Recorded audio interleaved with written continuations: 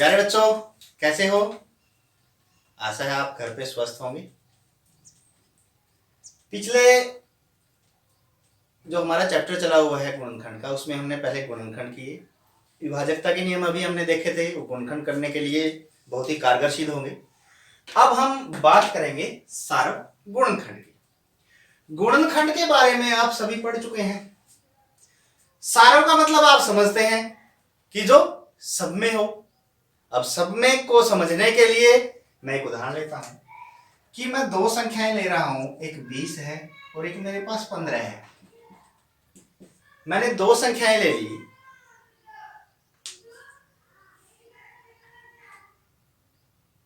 मैंने दो संख्याएं ली हैं, 20 और 15 है। मैं पहले 20 के गुणनखंड ले रहा हूं, तो मेरे पास 20 के गुणनखंड का मतलब जो संख्याएं 20 को पूरा पूरा भाग कर देंगी। पहली संख्या आपको पता है क्या? 1, जो सबको भाग कर देती है।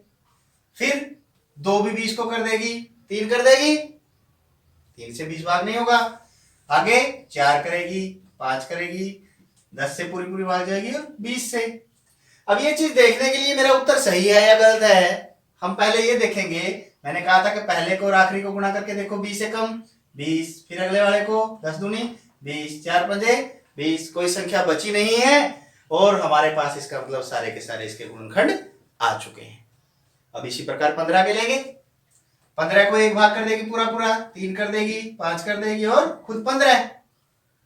इसमें भी हम देख लेते हैं यदि हमें कोई लग रहा है 15 एकम 15, 3 5 15, भी कोई गुणनखंड हमारा छूटा नहीं है। तो मेरे पास अभी 15 के गुणनखंड आ गए हैं और 20 के गुणनखंड आ गए हैं। अब यदि गुणनखंड आ गए हैं तो अब हम इसके क्या लेंगे? 15 और 20 के सार्व गुणनखंड। 20 और 15 के अब सार्व गुणनखंड निकालने हैं। सार्व गुणनखंड का मतलब आपको पता है ना, जो सब में हो। सबका मतलब इन दो संख्याओं में। क्या एक दोनों में है? बिल्कुल है, तो इसका एक सार्व गुणनखंड हो गया। क्या दो दोनों में है? नहीं है। 3 है? नहीं है। अब अगली कौन सी संख्या? एक तो ले ली। अगली देखो 5 भी दोनों में है। 5 दोनों में है तो हमारे पास एक संख्या क्या होगी? 5। और भी कोई दिखाई दे रही है? 20 में 10 है, 15 में नहीं है और आगे तो कोई संख्या है ही नहीं है। तो जो दोनों में हो वही हमारे पास क्या होता है? सार्व गुणनखंड होता है। अब 20 और 15 में कौन से जो गुणनखंड है जो दोनों में है? वो है 1 और 5। इसलिए 15 और 20 के सार्व गुणनखंड क्या हो गए? 1 और 5 हो गए। अब एक उदाहरण और लेते हैं। मैं आगे ले रहा हूं संख्या 10 और 9। 10 और 9। अब 10 के गुणनखंड 1, 2, 5 और 10। 9 के गुणनखंड 1, 3 और 9। अब इन दोनों के 9 और 10 के सार्व गुणनखंड। 9 और 10 के सार्व गुणनखंड जो दोनों में हो कौन कौन से हैं? एक मिलेगा ही, एक तो मिलेगा ही हर संख्याओं में, क्योंकि एक सभी को भाग कर देता है। और कोई है? और कोई नहीं मिल रहा है।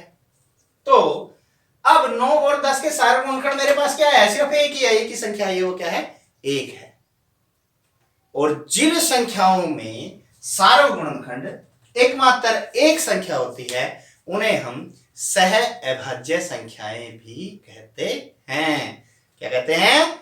सह अभाज्य संख्याएं। अब सह अभाज्य संख्याएं मेरे पास 10 और 9 आ गई। और भी देख सकते हैं हम। यदि मैं और संख्या लेता हूं आगे, और मैंने एक संख्या ले ली 25 और एक संख्या ले ली मैंने 18 है। इसके गुणनखंड 1, 5 और 25। 18 किस से भाग जाएगी? 1 से, 2 से, 3 से, 6 से, 9 से और खुद 18 से। अब इन दोनों में भी देखो कि हमारे पास जो सार्व गुणनखंड है किस किस के? 18 के और 25 के। सार्व गुणनखंड कौन कौन सा आया है? एक ही आया है। और कोई संख्या नहीं है जो दोनों में है। 2 है? नहीं, ये 25 है, इसका ध्यान रखना है। ये 25 ही लिखा हमने। तो हमारे पास 18 और 25 के सार्व गुणनखंड भी क्या है? एक है। इसका मतलब 18 और 25 भी क्या है? सह अभाज्य संख्याएं हैं। समझ आया? चलो अब सार्वत्रिक गुणनखंड के साथ साथ एक चीज और हम ले लेते हैं, सार्वत्रिक गुणनखंड, और दूसरा हमारा इसका टॉपिक है सार्वगुणज। गुणज का मतलब पहले बता चुके हैं हम।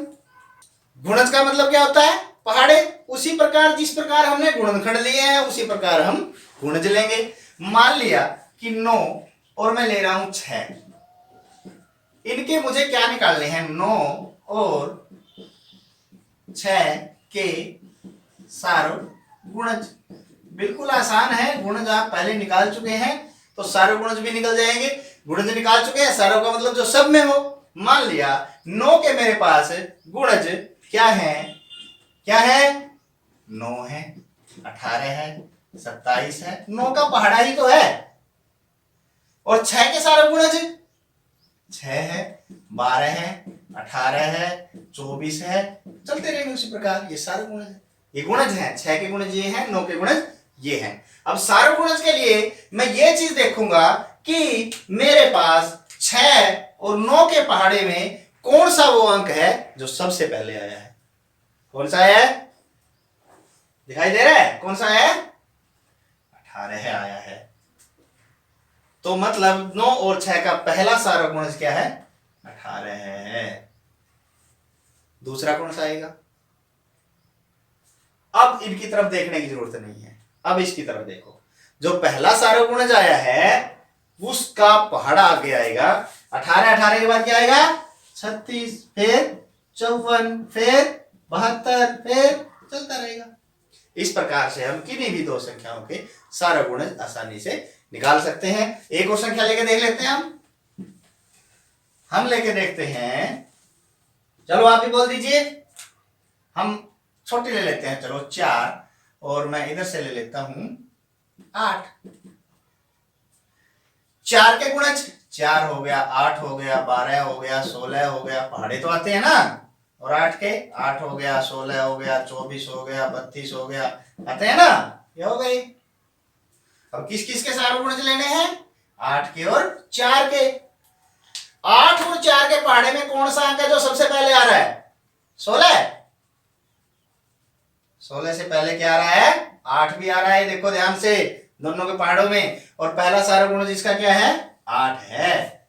दूसरा दूसरा दूसरा तो हमें इसी पे देखना। 8 के बाद 16 है, इसी का पहाड़ा है। 24, फिर 32, और उसी प्रकार से हम सारे के सारे सार्वगुणज आसानी से निकाल सकते हैं। आ गया ना? सार्वगुणनखंड और सार्वगुणज का मतलब अच्छे से पता लग गया? यदि लग गया हो तो अब ये प्रश्नावली जो आपको दी है ये कीजिए और अपने अध्यापकों को दिखाइए।